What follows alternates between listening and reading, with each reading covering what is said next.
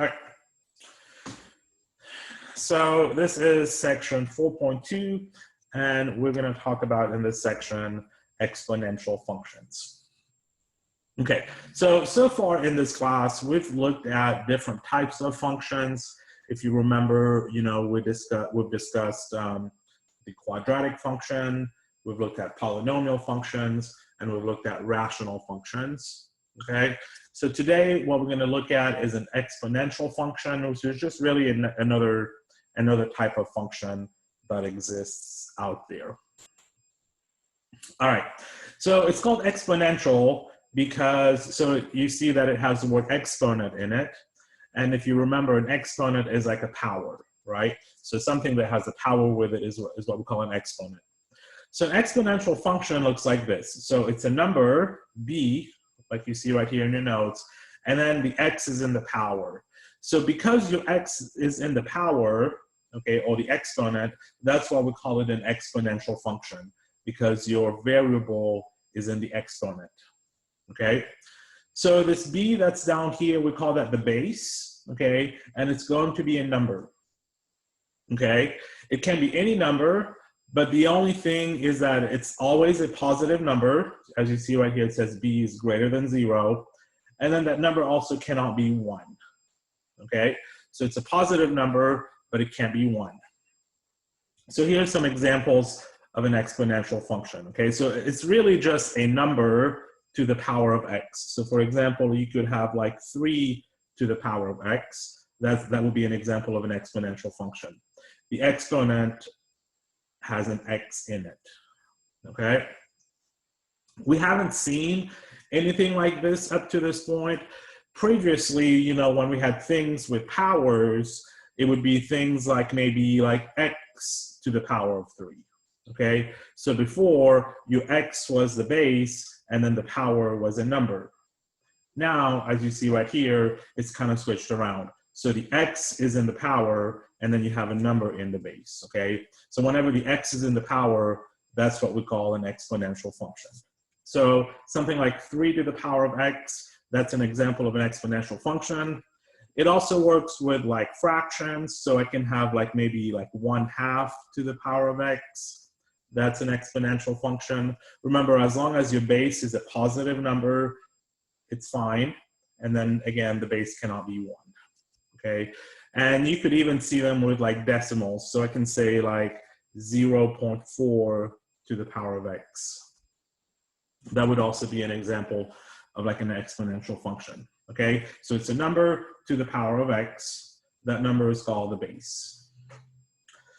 So one of the things we're interested in is the graph of these functions, okay? So right here in your notes, you see that I have 2 graphs that I've given you, okay? And both of these graphs are actually graphs of exponential functions. So the general shape of these graphs will be the same all the time. Now, how are you going to know, which one of these 2 it's going to be? So that's going to depend on what the base is, okay? So if you have, and you see right here, it says if b is greater than 1, so b is your base, remember. So if your base is a number that's bigger than 1, then this is how your graph is going to look like, okay? So we call this an increasing function.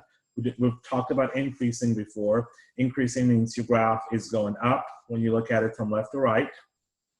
So whenever your base is a number that's bigger than 1, it's going to be an increasing function.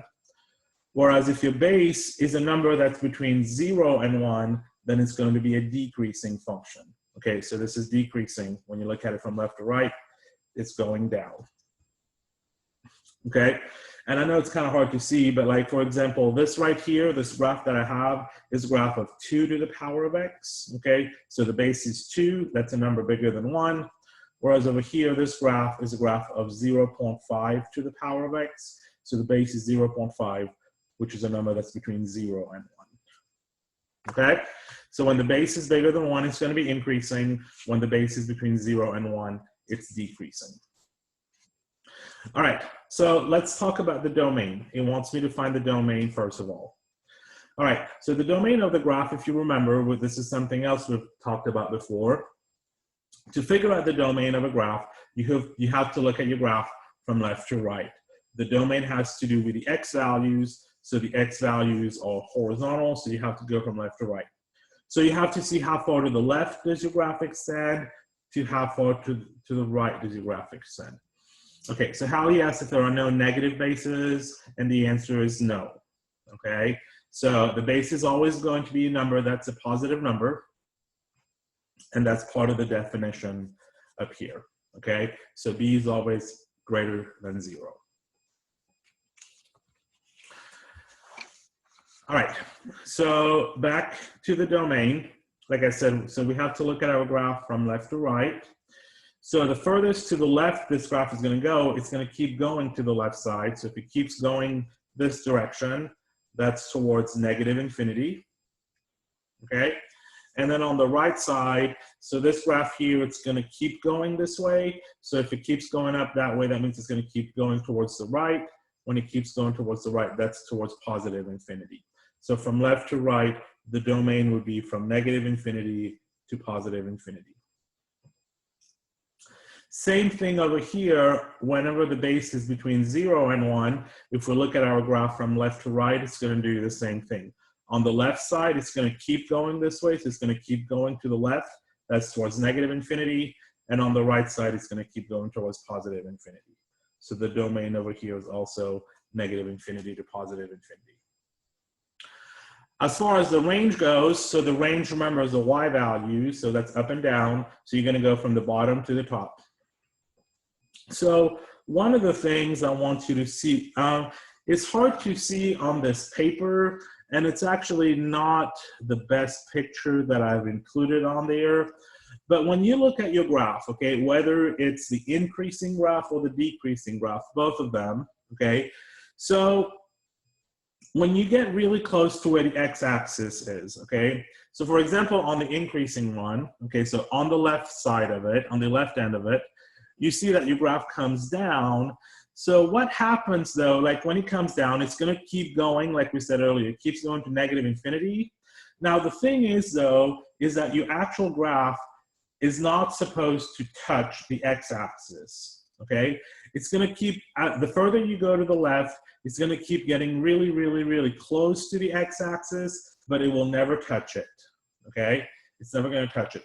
What we have actually going on right here is what we call a horizontal asymptote, okay? So it never touches the x-axis. Same thing for the decreasing function. The further you go on the right side, okay, it's going to keep getting really, really, really close to where the x-axis is, but it will never touch it. Okay, so again, over here, you're going to have a horizontal asymptote. So when we talk about the range, remember the range is from the bottom to the top.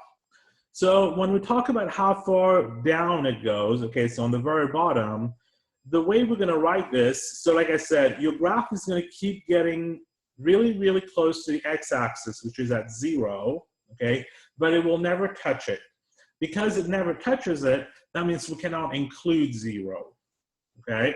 So it's going to go all the way to 0, but it's not going to touch it, so that means we cannot include 0, okay? So the range is going to go from 0, we start at 0, but I use a parenthesis instead of a bracket, because it's never going to touch it at 0.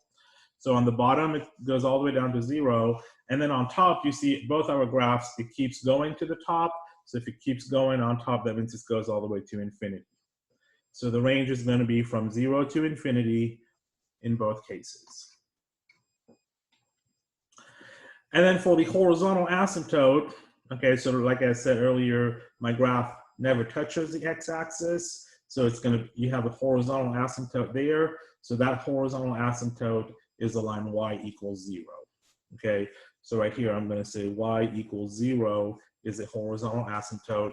And that's the case whether your base is bigger than 1 or if your base is between 0 and 1. Okay, it's the same horizontal asymptote. All right, and then the last thing on here, it says the y-intercept. So the y-intercept is where your graph crosses the y-axis. So right here, where your graph is crossing the y-axis, it's actually at 1, okay? And it's 1 on both of them. So the y-intercept will always be at 1. Let me explain to you why, okay? So let me go ahead and write it down here first. So the y-intercept is going to be the 0.01, okay? In both cases, it's the 0.01. This is an ordered pair, whereas this up here, that's an interval, okay? So this is a 0.01. So the reason why your y-intercept is always at 1 is because of this. Right here, my function is the function 2 to the power of x. If I ask you what the y-intercept is, remember before I've told you that to find the y-intercept, what you do is you plug in 0 for x. So if I were to plug in 0 for x here, that's going to give me 2 to the power of 0. And I don't know if you remember this or not, but anytime in math, okay, if you have something to the power of 0, that's always going to equal to 1. Okay? It doesn't matter what the base is. If the power is 0, it will always just give you 1. Okay, I can show you real quick. So if I do 2 to the power of 0, see that equals 1. But I would get 1 even if I did, let's say, 15 to the power of 0. See, that also equals 1. Okay, any number that you have to the power of 0 equals 1. So when you're finding the y-intercept, you're always going to be plugging 0 for x. So because x is in the power, so it doesn't matter, whatever the base may be, whenever the power is 0, that would always be 1. Okay, so that's why the y-intercept is going to be 1. It's 1 over here, and it's also the same thing in this case, where it was 0.5 to the power of x, it would still just be 1. Okay, so it's really the same in both situations, whether your base is bigger than 1 or your base is between 0 and 1, the domain, the range, the horizontal asymptote, and the y-intercepts are the same, okay? The only difference is which direction your graph goes. It's increasing whenever the base is bigger than 1 and decreasing when the base is between 0 and 1. All right, so that's what the graph of an exponential function looks like. Now we have a special type of exponential function that is called the natural exponential function, okay? So the natural exponential function is actually a very commonly used exponential function, okay? And what the natural exponential function looks like, it's the function e to the power of x, okay? So e to the power of x. E is actually a number, okay? It's a special type of number. It's called Euler's number. So the E stands for Euler, who was a mathematician. Okay, and it's spelled E-U-L-E-R, okay? And this number is kind of like similar to pi, okay? So, you know, pi has a value with it, right? Like 3.141, whatever. So E is similar to, is like that same type of number, okay? It's a special number. Here's what the value of it is. It's not something you need to memorize, but the value for E is 2.71828 and so on. It's one of those decimal numbers that goes on forever, okay? It never ends. So that's what the value of E is. So when I say E to the power of X, just remember that this E means it's like a number, okay? And that's the number. You can find E on your calculator, so that's why I said you don't have to memorize this number. So the E is found right above the button that says ln, okay? If you look right above ln, it says EX. So if I push second and then the ln button, you'll see it's gonna put E on the screen, okay? So if I just put a 1 there, like, so that would be like E to the power of 1, which is the same thing as just E. That's going to give me the value for E, okay, which is what I have right here in the notes. All right, so this is called the natural exponential function, okay? So the base is this number E. So because I've told you what the value of E is, it's 2.718. So that number is a number that's bigger than 1, okay? So that means then if I were to graph e to the x, or if I ask you to graph e to the x, what the graph is going to look like, it's going to look like the increasing graph, okay? The increasing function because the base is a number that's bigger than 1. So the graph for e to the x is going to look like this. Okay, this is e to the x. Okay.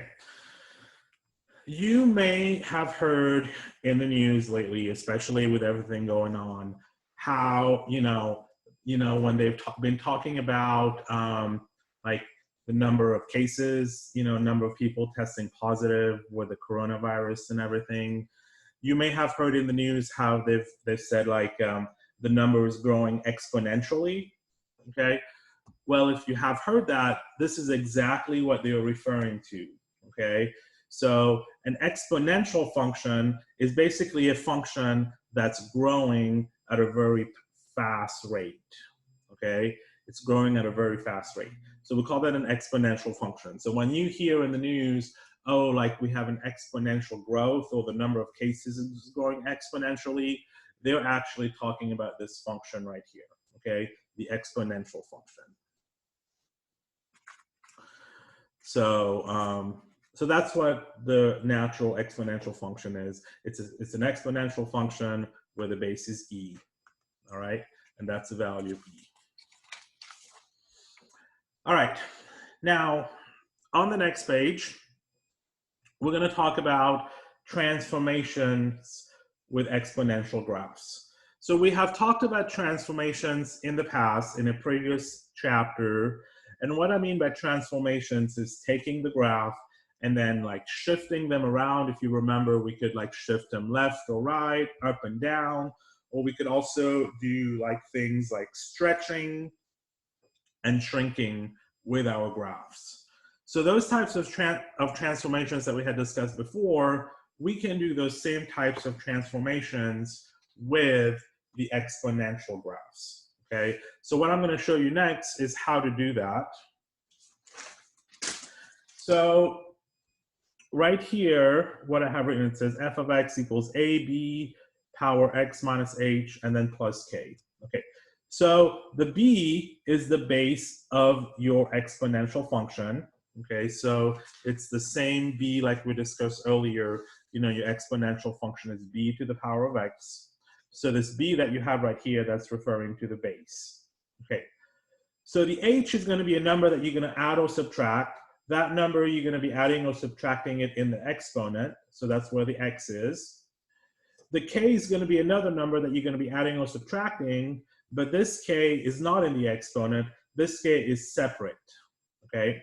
I don't know if you remember, we had discussed this in class when we talked about transformations, but one of the things that I had asked you guys to kind of like watch out for when we did this is I had told you to look and see if the number is like inside your function or outside of your function, okay? So if you remember, like I had said, if like you're adding or subtracting a number, if it's inside of the function, then that's gonna move the graph up or down. I'm sorry, if it's inside, it's gonna move it left, right, and if it's outside, it's gonna move it up or down, okay? So like right here, that's what the h and the k are. So the k is separate from your function, so that's considered outside, okay? So this number k that's over here, if it's positive, so if you're adding a number, okay? So if you add a number, what that means your graph is gonna shift up because this is outside, so it's gonna go up or down. And if you subtract a number, what that means, it means that your graph is going to shift down, okay? So the k number is a number that's separate from your function, so that's considered outside of your function. Now, the h number, notice is the h, the value that the h that you're adding or subtracting, that's in the exponent with the x, so this is considered inside of your function. Whenever it's inside, that's gonna shift your graph left or right, okay? So if you add, and remember I had told you like when it's inside, it's kind of counterintuitive. So if you add, what happens, it actually makes your graph shift to the left.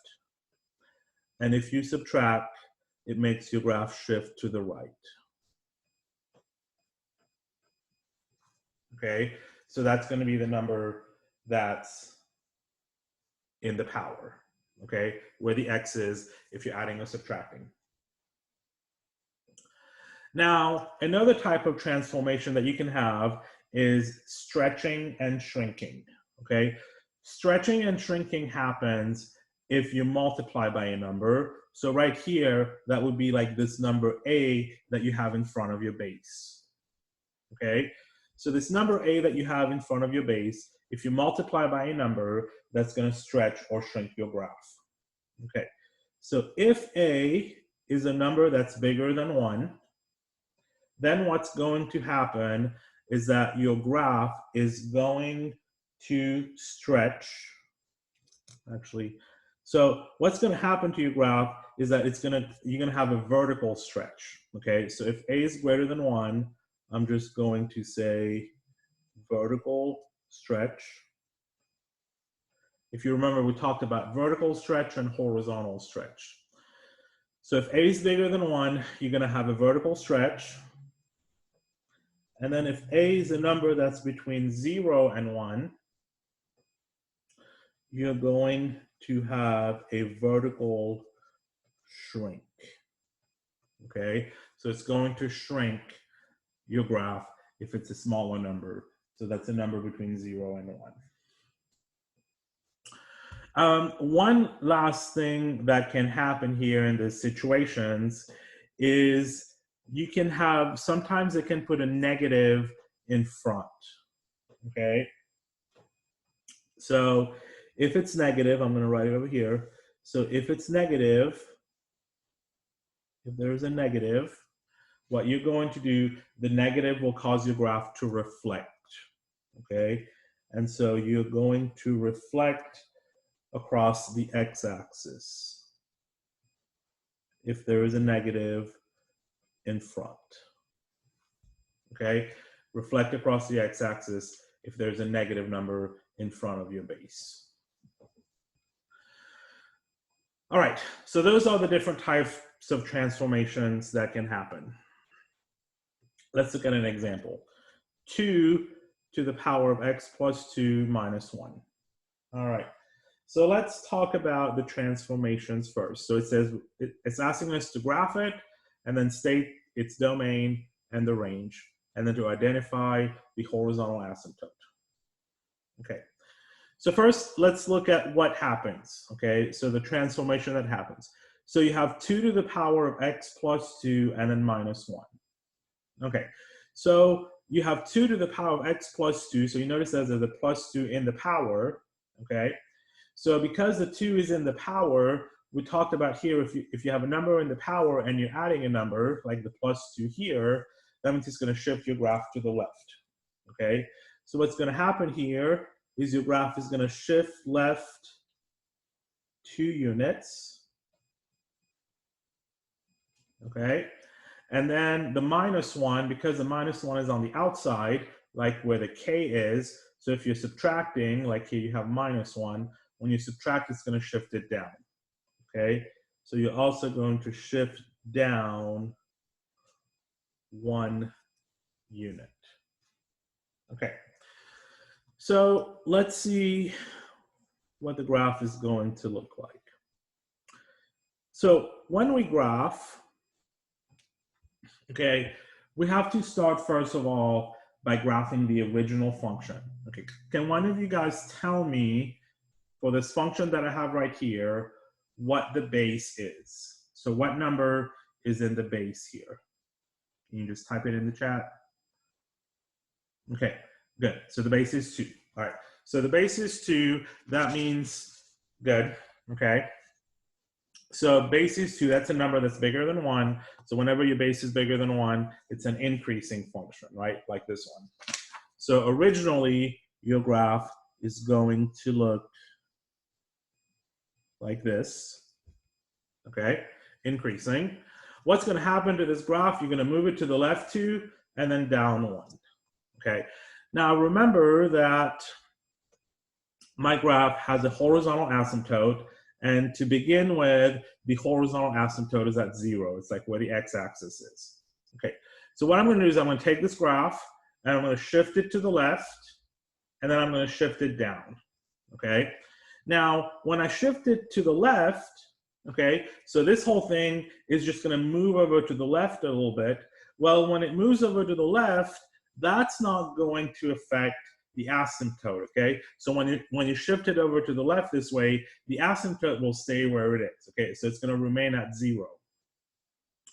But then what we also have to do is we have to shift it down, okay? So when we shift it down, now that's going to affect the asymptote. So when your graph moves down, the asymptote has to move down with it. Originally, like we said, the asymptote was at 0, where the x-axis is, that's at 0. So if I move my graph down by 1 unit, that means the asymptote also has to go down by 1 unit. So if you bring it down by 1 unit, now that's going to be at -1. Okay, so where -1 is, now that's where my horizontal asymptote would be. So when I draw my graph, I'm going to draw it to where it's further to the left and then a little bit down. Okay, so something like this. Okay, that would be the graph of 2 power x plus 2 minus 1. Okay, so the whole thing moved to the left 2 units and then down 1 unit. Okay, I just want you to do a little sketch of it. So that's what the sketch is going to look like. It wanted me to write down the domain and the range. So let's go ahead and do that. And then also the horizontal asymptote. Okay, well, we've already done the horizontal asymptote. We said the horizontal asymptote is now at -1. Okay, so I'm just going to say y equals -1. Let's look at the domain. Okay, so this is my new graph. Okay, this line right here. So look, going from left to right, you see that it's going to keep going to the left, and then my graph is going to keep going to the right. Okay, so the domain for this function is going to be the same as what it was originally. So again, -infinity to +infinity. So that didn't change from what it was originally. Remember, the original function was -infinity to infinity. That was the domain.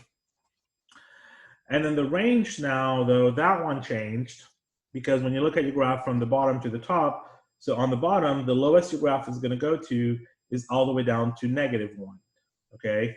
And then on the top, it's going to go all the way to +infinity.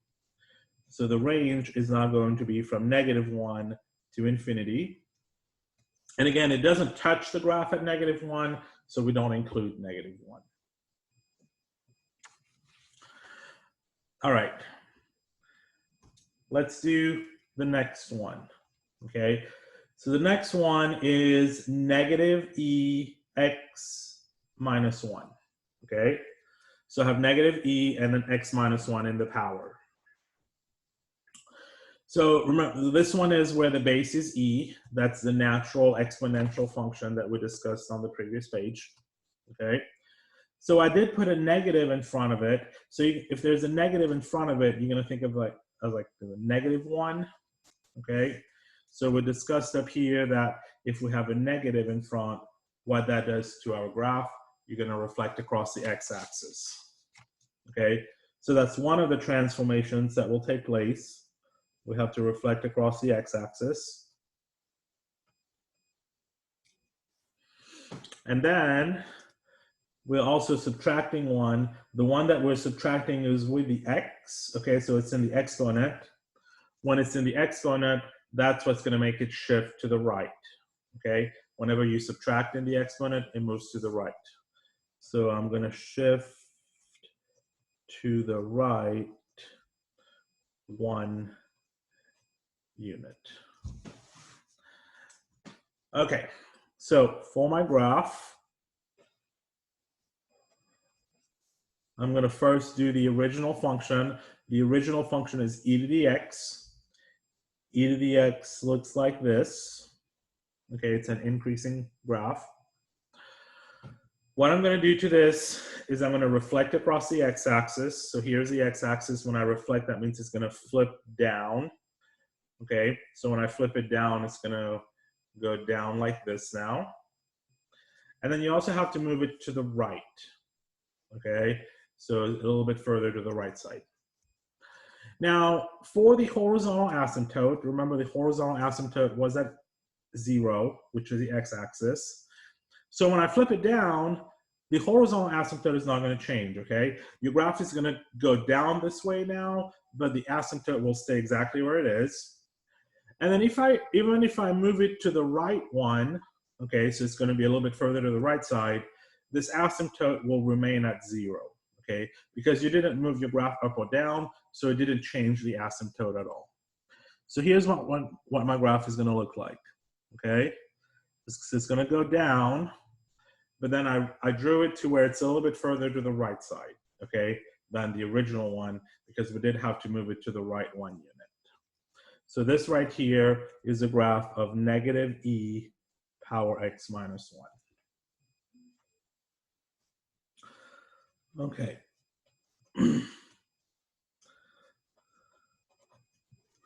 All right, so the domain and the range and the horizontal asymptote.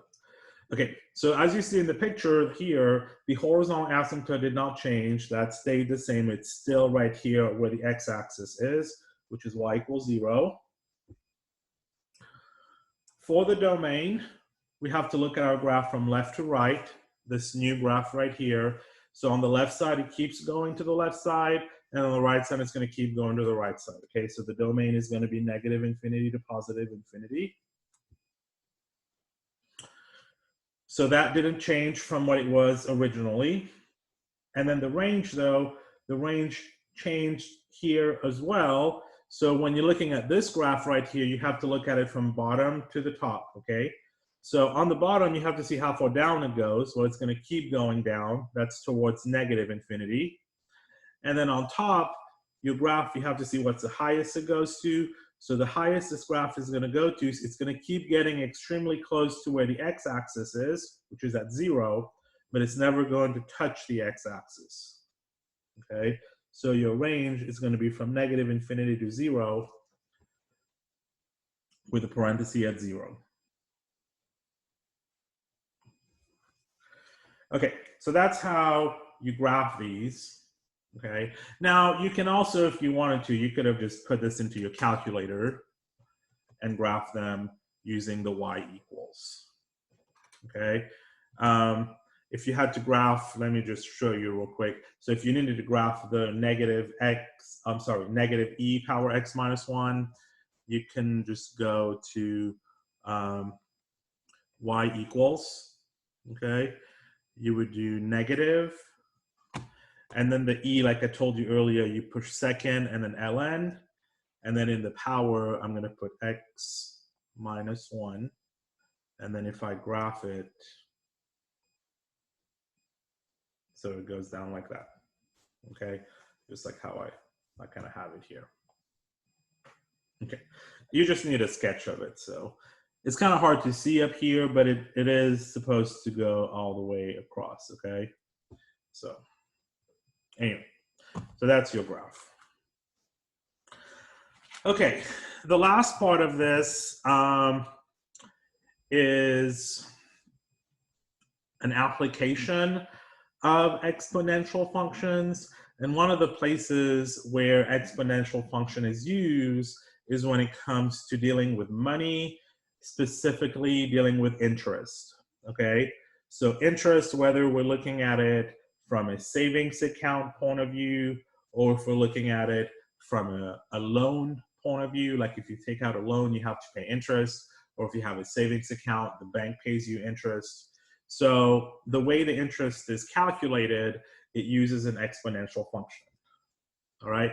So right here, we're gonna look at something called compound interest, okay?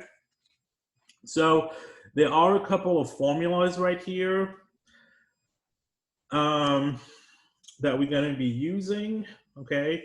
So this first one, as you can see, it's A equals P, and then in parentheses, 1 plus R over N to the power of NT. All right. Now, this would actually be something, if we were in class, I would tell you that you would need to memorize this. But I guess at this point, you don't have to do it, since you will be able to use your notes whenever you're taking a test. So, but this is the formula for it. Okay. So let me just tell you real quick what they represent. A is the final amount. So that means how much money you will have at the end. P is the initial amount. So that's how much money you have at the beginning. It's also called the principal. Okay. R is the interest rate. The interest rate, you have to write it as a decimal. Okay. N is what we call the compounding period. Okay. So I'm going to explain to you what that means whenever I do the example. But the compounding period is basically like how often it's compounded, meaning like how often do the banks pay you the interest. Okay. So depending on the bank and depending on the type of account that you have, like sometimes they do it every month, sometimes it's done every quarter, sometimes it's done every year. It really just kind of depends on the type of account. But that's what the compounding period is, okay? So that would be N. And then the last thing in the formula is T. T is time. So time is, you know, however many years that may be, okay? So that's what this first formula is. It's the compound interest. The second one is also called compound interest, but this one is for continuous compounding. Continuous compounding means it's done at any instant, so it's not necessarily every year or every month or every quarter. It's continuously, okay, all the time. So when it's continuously, then we use this formula, A equals P, E to the power of RT.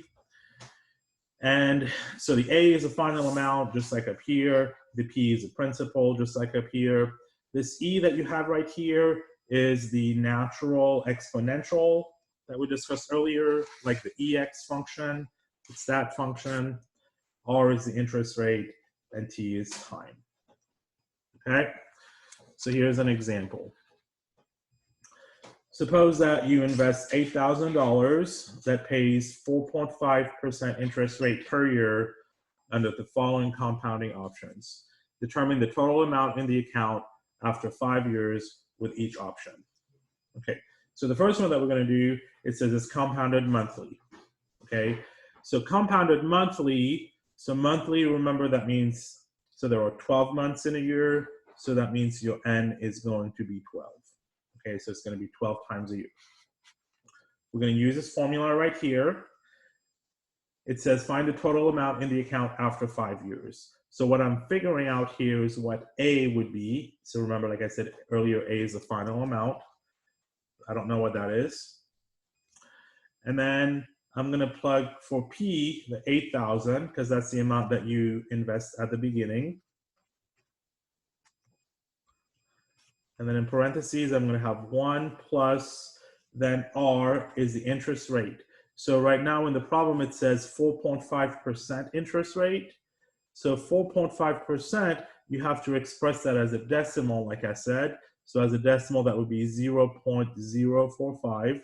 You have to move the decimal over 2 spots to the left. Okay, so 0.045 is what I'm going to use in as R. Divided by N, N is 12 because this is done monthly. And in the power, I have to do N times T. So that's going to be 12 times, the time is 5, because it says after 5 years. All right, now I'm going to figure this out on my calculator, and I'm going to get the dollar amount. Let me show you how you do that. So on the calculator, I'm going to type in first 8,000, okay? Then a parenthesis, and then I'm going to do 1 plus, then this 0.045 over 12, because that's a fraction, I'm going to put that in its own little parenthesis, okay? So I'm going to open another parenthesis, 0.045 divided by 12, okay? And then I'm going to close the parenthesis, so that's that fraction. And then I'm going to close the parenthesis again, because that's the end of that parenthesis. And then I'm going to raise it to the power, okay? And then in the power, I'm going to do 12 times 5. And hit enter.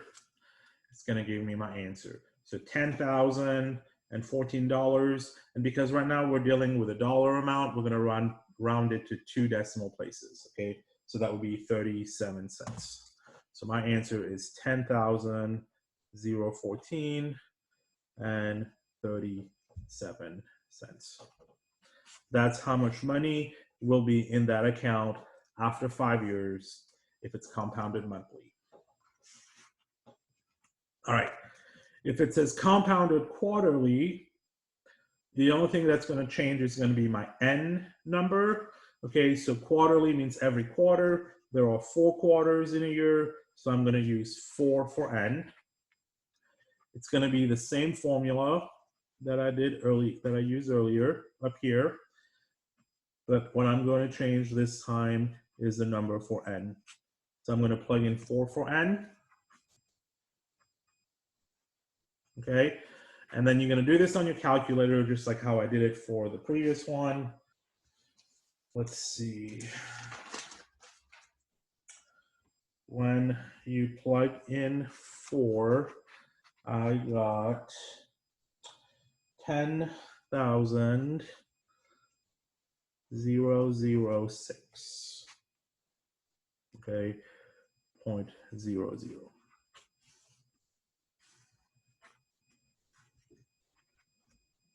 Okay, that would be the answer if it's compounded quarterly. And then part C says compounded continuously. So for continuously, we're going to use the other formula that I gave you, okay, the one that looks like PERT, okay, because it's for continuously. So my P is going to be 8,000. And then I'm going to do E. And then in the power of E, it's R times T. So I'm going to do 0.045, that was the rate, times the time was 5. Okay, let me show you how to do this one in your calculator. So I'm going to do 8,000, and then I'm going to do second ln, that's going to put the E there.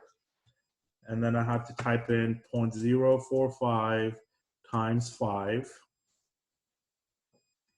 Enter, and there's my answer, 10,018 and 58 cents. So 10,018 and 58 cents. Okay, so that is how much money I would have in the account after 5 years if it was compounded continuously. All right, so that is the end of section 4.2. Do you guys have any questions?